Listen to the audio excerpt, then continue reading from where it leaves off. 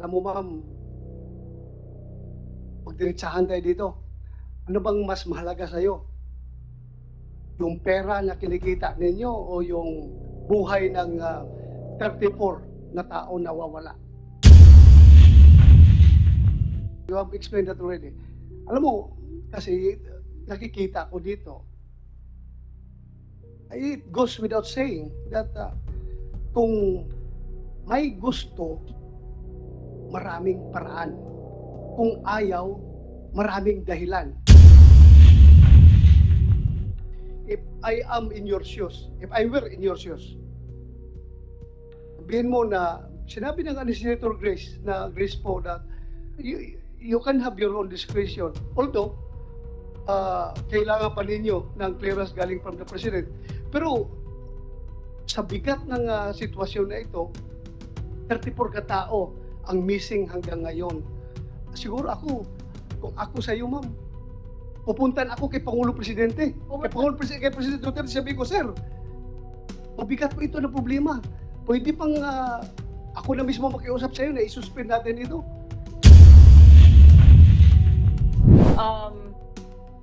As part of the executive branch of government, we are duty bound to respect and follow the chain of command. This is not an easy thing to do because it has a very strong, a very strong effect on the revenue generation that we're doing and also on the regulation of e-Sabong itself. We would like to inform this honorable body that we did not go into e-Sabong without careful, completed staff work, which we are also required to perform under a mandate from the Office of the President. This is the reason why we sought different kinds of opinions from both the OSG and the Department of Justice if in fact PAGCOR has the authority to regulate e-Sabong. And this has been in discussions in 2018, and in 2020, during the pandemic, the President received a lot of reports on the billions of money being generated by e-Sabong without regulation and therefore without benefit to the government and to the public. Thus, we proposed that in discussion with the Executive Secretary, we proposed that we seek a final opinion from the Department of Justice on whether PAGCOR has the authority to regulate e-Sabong, and we have then received in January 2021, the opinion of the DOJ saying that PAGCOR does have the authority to regulate e-Sabong. But going farther than that, we requested the Office of the President and the President to please recognize, therefore, this authority issued by the DOJ for us to be able to regulate e-Sabong. And in February 2021, the President issued a letter through the Executive Secretary recognizing the authority of PAGCOR to regulate e-Sabong. So we started, it's a new product, and in all, we would like to admit that the system is not perfect, because we had 2 months, 3 months to be able to do that because of the urgency of the matter of proliferation of e-Sabong and then not being able to collect any revenues from it and not being able to regulate it, which includes responsible gaming, a prevention of banned personalities like minors from engaging in e-Sabong. And for that, we had 3 months to do that since the applications have started to come in. The problem was that we admit that it's not perfect, and there's an ongoing scrutiny and ongoing analysis of all of our systems and procedures and policies, and all of these things have to be done simultaneously with doing our job of regulation. The reason why we also, although we do respect and we do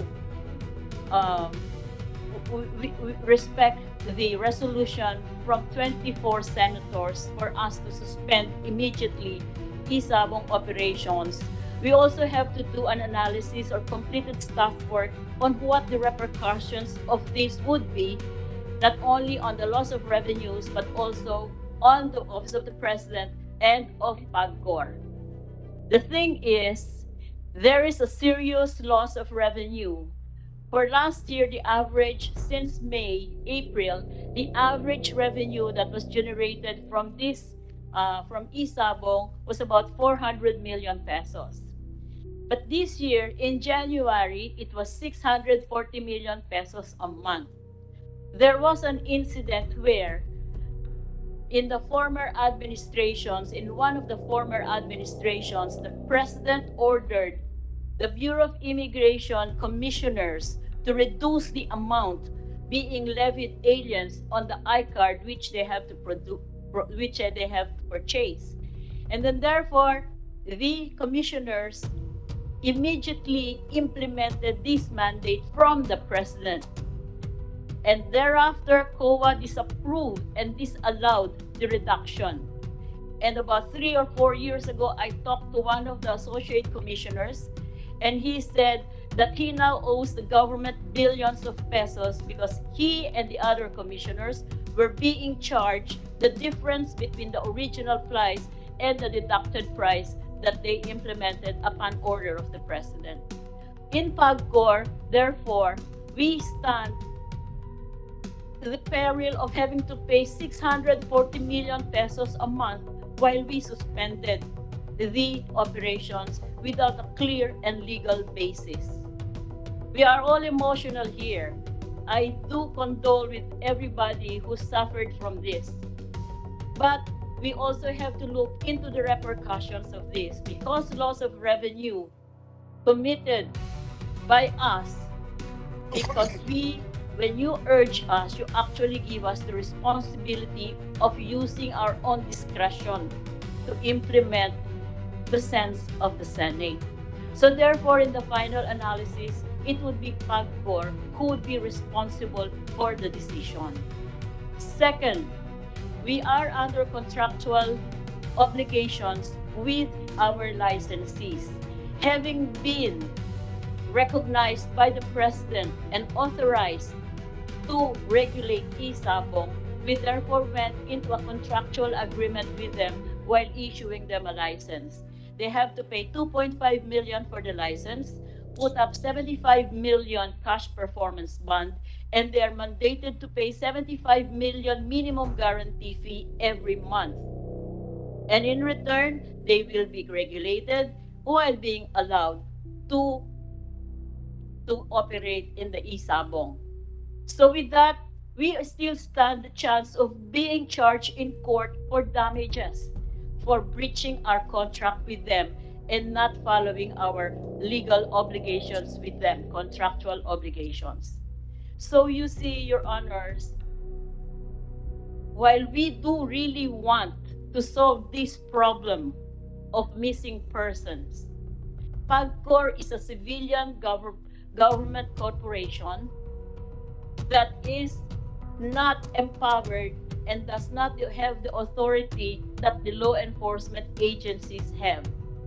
Neither do we have the authority to conduct criminal investigation, nor the capability to do so. This is where we stand now. We do not want not to implement what you are urging us to do. However, we are in such a very difficult position because of the different authorizations we have. And this is such an important matter that it could yield 7 billion pesos in a year this year that would help government with its health problems and economic problems that we on our own can decide, particularly in this time. We were actually given the authority and the recognition by the Office of the President. So I do not know how to solve these problems, Your Honor. Okay, we take note. Mr. President. But lastly, sir, Yeah. we do recognize and we do accept that there are deficiencies in our system. And like in all new products and all new systems, we are continually reviewing this and refining this. And in fact, that before this controversy came out, we already have several recommendations from the Vice President of e-gaming on how we can improve our regulation.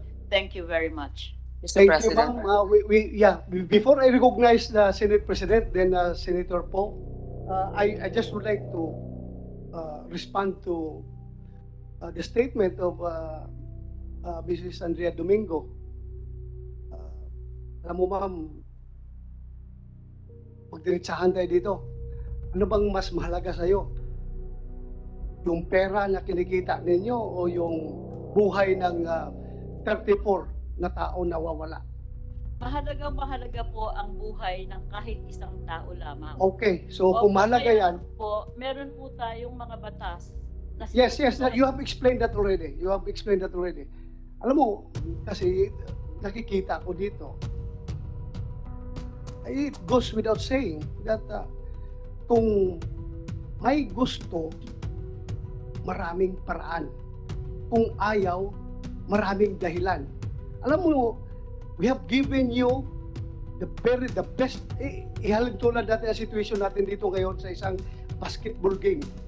We have given you the solid assist. Itong resolution, permado unanimously ng 24 na senador. Very solid assist yan. Now, the ball is in your hands. It's up for you to make the winning 3-point shot for the Filipino people, or you will dribble the time away hanggang mag-adjourn itong 18th Congress, or you throw the ball out of bounds para the opposing team can have the ball position. So the ball is in your hands, ma'am. Nandiyan na po sa inyo yan. Ako, kahit na sabihin kong I am under, if I have a if I am in your shoes, if I were in your shoes, sabihin mo na, sinabi ng Senator Grace po that you can have your own discretion. Although, kailangan pa ninyo ng clearance galing from the President. Pero, sa bigat ng sitwasyon na ito, 34 katao ang missing hanggang ngayon. Siguro kung ako sa iyo, ma'am, pupuntan ako kay Pangulo Presidente. Kay President Duterte, sabi ko, sir, mabigat po ito na problema. Pwede pang ako na mismo makiusap sa iyo na isuspend natin ito. Sir, noon po na-receive ko ang inyong resolution, at the same in 2 hours time, nagkaroon na po kami ng sulat referring. At tinanong ko po talaga sa Executive Secretary, Sir, pumayag po ba talaga ang Presidente na isuspended ang operations according to the news reports? Ang sabi, at kung sinabi lang po sa amin ni ES yun, isususpende po namin. Kaya lang po, ang sabi po ni ES, ni Executive Secretary, tinanong ko si Presidente Jan Andrea, ang sabi niya, wala siyang sinasabing ganoon. So, paano po ang gagawin O ako namin? ngayon ang sinungaling. Hindi Na po. akong kausap mismo ni Presidente na sinabihan ko niya, sige. Ako ngayon ang sinungaling. You're making Hindi this, ibig sabihin, Secretary Medialdia would like to make me appear na being the chairman of this committee at personally nakiusap nagsabi kay Presidente, ako ngayon ang sinungaling. Hindi ko po alam kung anong nangyari sa inyo, Okay. pero yun po ang sinabi ko kasi kami naman po, hindi po kami pwedeng, dahil ordinaryong empleyado lang ho kami, wala naman ho kaming powers eh. Kaya ho kailangan Ma'am, namin, you're the chairman of PAGCOR, hindi ka ordinaryong empleyado po. Oo. Chairman ka ng PAGCOR. pero You have the responsibility over PAGCOR. kung, Kaya you are regulating agency as you have been claiming before. You regulate isabong. Kayo nag-regulate ng isabong. Kaya ang problema nandito ngayon sa isabong, so we are expecting also that gawin rin niyo yung papel. kung babasahin ninyo yung DOJ opinion, yung isabong po, dinivide po talaga yan ng dalawa. Yun pong sabong, traditional sabong, na full ang jurisdiction ng LGU kung saan naggagawa ang laro. Yung Na-explain na yan ng yung representative last time. This committee is fully aware of that mechanics ang isabong. So alam na po namin yan. So, Sa maybe amin lang therefore- is yung corresponding action ninyo to to our Senate sir, resolution. we therefore say that now you are not only urging PAGCOR, but you are commanding PAGCOR to suspend. No, Kasi- paano kami magkukuman sa inyo? We are, kasi you are under the executive branch of government. We are here in the Yes nga po Congress is, we are co-equal branch of government. Because there's a difference between urging and ordering us. When you say urging, sinasabi nyo discretion namin. Pag po discretion namin, ang laki po ng sagutin namin sa COA at sa Korte. Kaya nga sinasabi ko pag may gusto, maraming Hindi paraan. po, Kung that's ayaw, not maraming fair. dahilan. Kailangan That's, pag-isipang mabuti lahat ng desisyon. yun lang po, ma'am. Yun lang po ang sa amin. Basta-basta. Yun lang po sa amin. Sana gawan nyo ng action yan. Kasi alam nyo, pag meron pang mawawalang tao dito dahil sa isabong, I don't know, how can we face the people kung bakit may nawawala na naman dahil sa isabong. Kung Yun lang po po- sa akin, ma'am. Kung pong may mawawala pa, siguro po dapat managot na talaga ang law enforcement agency dahil sila po... Ayun na, pinapasa na natin yung problema. Pinapasa mo na naman sa law enforcement agency. Kayo nga ang may primary jurisdiction over isabong. Ngayon ayaw niyo i-suspend. Kung may mawala na naman tao, ipasa sa law enforcement. So pasahan na tayo dito ngayon ng passing na ba? Investigat manghuhuli. Kami po, Hindi nga kayo naguhuli, but you are the one regulating. Paano sila makapag-operate kung wala silang license to operate galing sa inyo? Kayo ang nagbibigay. Mr. Chairman, Yes, go ahead, Senator Rizal, go ahead. please. The sense of the Senate is to strongly urge the PAGCOR to act, to suspend. Suspend ang sinabi, hindi recall or rescind, suspend. Ang dahilan, baka may mga sumingaw pag nangyari yon, sapagkat yung enforcement agency hindi lang hirap, may kabagalan. Dahil April pa nung isang taon yung unang mga problema Ganun po yung sitwasyon. Ngayon ang sinasabi ninyo, bottom line, ayaw nyo. hindi Diba? po Because sa ayaw. Hindi, may dahilan kayo kung bakit hindi pwede. Therefore, ayaw nyo. Yun lang yun The position of the Senate is strongly urge you na makisama kayo sa investigation, suspend nyo muna, tingnan nyo, may mga sisingaw dyan. Ganun yung sinasabi namin. Ganun kasimple naman natin. At sinasabi nyo, ayaw nyo. Yun na yun. So, Mr. Chairman, Hindi po namin ayaw suspendihin. Kailangan lang po talaga namin ng konting proteksyon mula kay Presidente. Kasi nga po, hindi namin kayang sagutin yung gagawin ng COA at yung mga kasong pwedeng ikaso sa amin. Kasi po malaking kawalan nga ng pera, loss of revenue, may mga auditing rules po dyan at may mga contractual obligations kami. Pag po sinabi sa amin ni Presidente, sige, at least po meron kami proteksyon. Okay, ma'am. We get your point. Po namin Mr. mapapayagan lahat Mr. President. Naintindihan namin kayo, ma'am. Salamat po sa pag-explain. Alam ko kung nahirapan ka dyan sa situation na yan. We get your point. Senator po, you have the floor. Baka lang makatulong ito sa chairman ng PAGCOR. Ako rin po ay naging chairman ng isang ahensya noon. Ito ay MTRCB.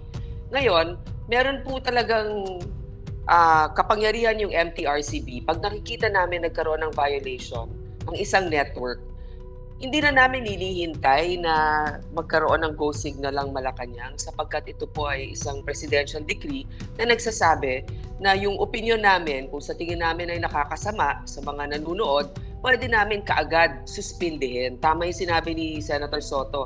Hindi na kailangan dumaan pa sa proseso. Kaya nga, on the one hand, Ms. Domingo, sinasabi ninyo that the President recognizes your power. On the other hand, sinasabi ninyo, kailangan pa namin hintayin yung sinasabi ng Presidente. So, yung gusto ko lang pong balikan kasi itong binabanggit ninyo na 600 million per month revenue and about 7 billion pesos per year. Saan po napupunta yung pera na yan? Ang kalahati po niya napupunta sa National Treasury directly at yung iba po napupunta sa PSC. Meron pong mandatory contribution sa PAGCOR na 70% po ng aming income ay napupunta ulit sa gobyerno. Okay. So, ito po ay natanggap naman ng, kung yung last year, sabi ninyo 400 billion, no? ito'y natatanggap mismo ng Treasury. Remitted po yan every month. At Okay. under auditing po yan. Alam nyo, itong sinasabi nating suspindihin, meron din po kasing magiging leksyon ito sa mga nabigyan ng prangkisa. Pag nakita nila na pag umaabuso na ang kanilang operasyon, na maaaring suspindihin sila, kaya mag-iingat yan sa mga darating na panahon na huwag magkaroon ng ganitong uri ng pamamalakad sa kanila. Ito'y leksyon rin kasi, di ba? So, anyway, Mr. Chairman, at the proper time, I will ponder more questions. I think the Minority Leader has something to add. Thank you, Mr. Chairman. Thank you, Senator Grace po po. ang sinasabi ni Senator Grace po. At pagkatapos po nitong hearing na to, pupunta Yes, po ma'am. ako Sandali lang, ma'am. Malacanang I will para sa recognize you hearing later. na I will talaga. recognize you later, ma'am, please.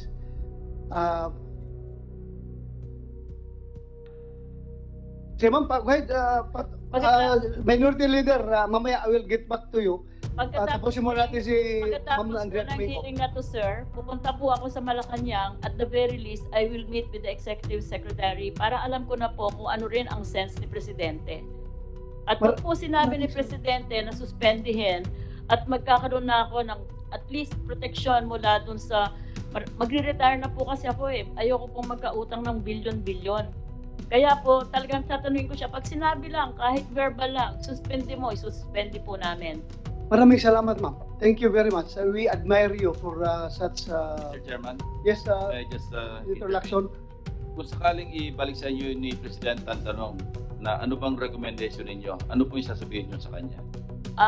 Doon po sa letter namin, sinabi na namin po yung aming concern talaga na kailangan magkaroon ng solusyon dito sa missing persons at dapat hindi na ito mangyari. Pangalawa po, sinabi rin namin yung sinabi ko sa inyo na pwedeng maging repercussions ng suspension without clear and legal basis. Kaya po, kung ipapapasa po niya sa amin, completed staff work na rin po kami ng staff namin at alam na po namin ang different options na gagawin namin ang hindi naman po kami makukulong. Hindi po, in so many words, in short and simple language, ano po ang i-recommend nyo kung sa inyo itanong ni Presidente kung ano yung recommendation ninyo tungkol sa sense of the Senate resolution? We would like to be able to review all of our policies and regulations, and while reviewing, we might have to talk to each one of the operators to let us do our work first and let's have an interregnum in their operations. Gaano ko po katagal kaya yon? Pagka nakita ko na po yung sinabi ni Presidente, immediately, Friday, sa Monday po, makikipag-meeting kami ng isa-isa at Hindi po, i-explain gaano po namin. katagal kaya yung completed staff work na gagawin ninyo para maging definite ang recommendation nyo kay Presidente kung isususpend o hindi? Next week lang po. Salamat po. Salamat po. Thank you. Senator Drilon, you have the floor. Thank you, Mr. Chairman. Thank you for giving me this opportunity to ask preliminary a few questions. Napansin po namin na ang sinabi ng aming Pangulo ng Senado, Senator Soto, na sang-ayon doon sa sinabi ni Senator De La Rosa, pumapayag ang Pangulo na suspindihin muna yung license to operate noong Lucky 8. Ngayon, sinasabi po niyo naman na hindi ito ang sinabi sa inyo ni Secretary Villaldea. Tama po ba yan, ma'am? Opo, sir. Ngayon, ang ibig mong sabihin, ibig ni Presidente ituloy ang operation ng Lucky 8. Wala po pa siyang sinasabi sa amin, sir, doon sa aming referral letter. Kaya nga po, sabi ko, pagkatapos po nito, pupunta ako sa Malacanang, okay, Presidente kung pwede, okay, Executive Secretary, para tanungin ko po. Yeah, but you acted on the basis of the information to you of Secretary Villaldea. Just limiting ourselves to that information relayed to you. You are of the conclusion that the President would want to continue with the operation of E-Sabo? Hindi po. Ang sabi po sa akin, the Executive Villaldea, kinausap po niya si Presidente kung pumapayag daw po si Presidente na totoo yung announcement na isuspende na. Ang sabi daw po ni Presidente, wala po siyang ganong sinabi. Kasi po, kailangan kung sinabi lang po na ano yun, disuspendido na po ngayon yan.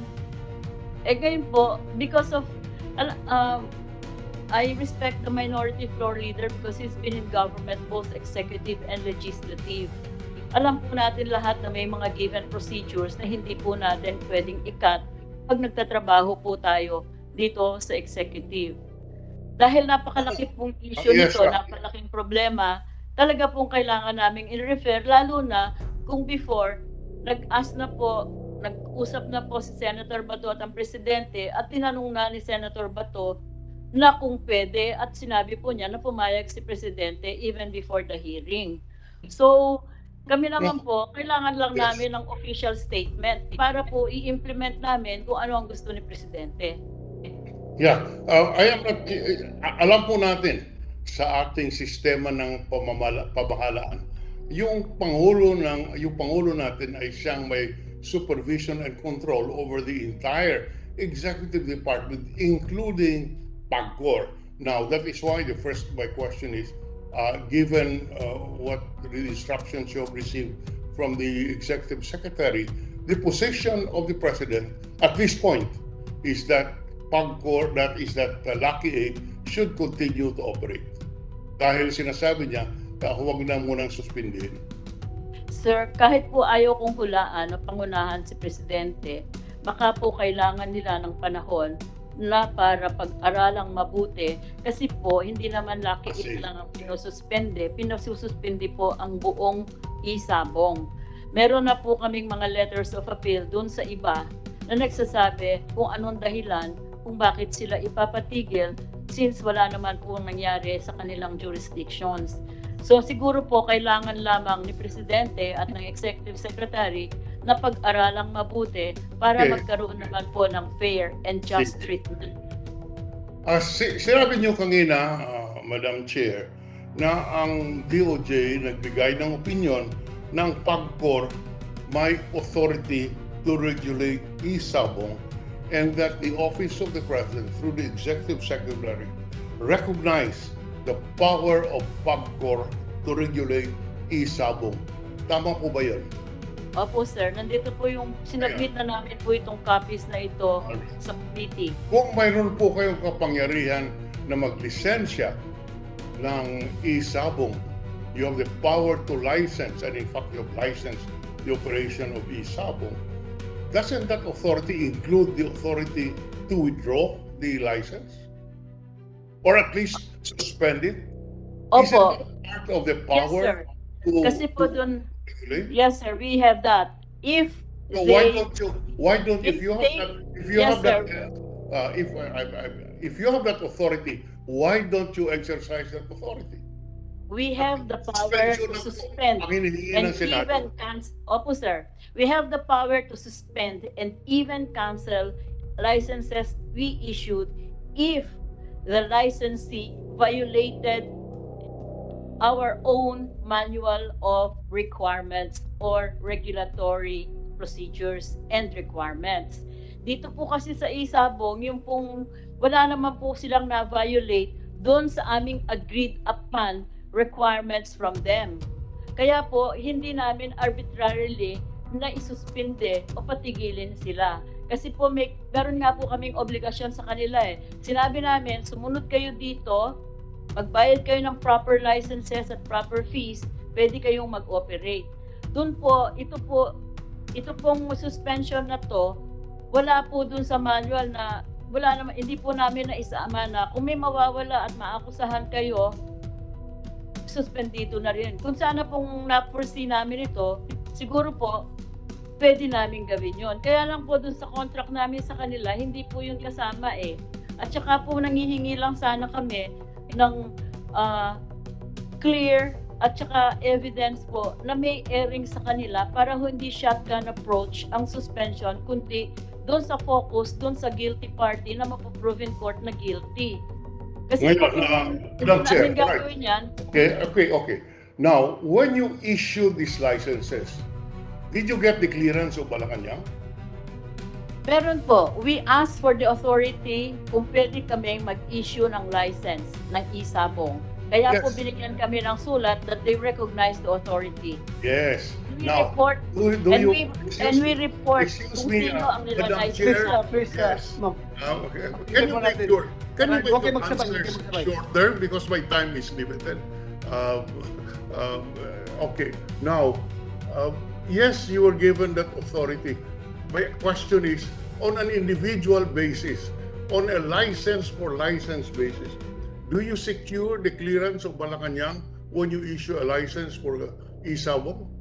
No, sir, but we report to Malacanang the license that we have issued. Yes. So you do not get the clearance of Malacanang. No, because we've already been authorized and we have already done On our... Madam Chair, on an individual basis, let's say for the authority that you granted to Lucky Aid, did you get an authority from Malacanang? No. Okay, if you do not get an authority from Malacanang, why will you now get the authority of Malacanang to suspend isabong when you are the licensor? Because hindi namin pwedeng based on what we have now, we cannot legally suspend kasi nga hindi kasama yon doon sa contract namin when we issued the license. Outside po yon. Ngayon Madam po, Chair, dahil ang Madam laki Chair. din ng repercussions nito, Madam hindi Chair, lamang sa yes. revenues, kundi pati sa amin, kailangan po namin talaga ng guidance from the Office of the President. Well, my proposition and my belief, Mr. Chairman, is that since you issued the license without seeking a specific authority from Malacanang, that inherent in that power to grant the license is the power to suspend without needing the clearance of Malacanang. That is why I find legally no basis for the position of the chair of PAGCOR that they need the license of Malacanang to suspend PAGCOR when in fact they issued the license without the authority. And from the answers, it would appear that these answers are given in order to cover the tracks of PAGCOR, which is unfortunate. But Mr. Chair, I will suspend my interpellation at this point. I will wait on the line for the appropriate time when my turn comes. Thank you very much, Mr. Chair.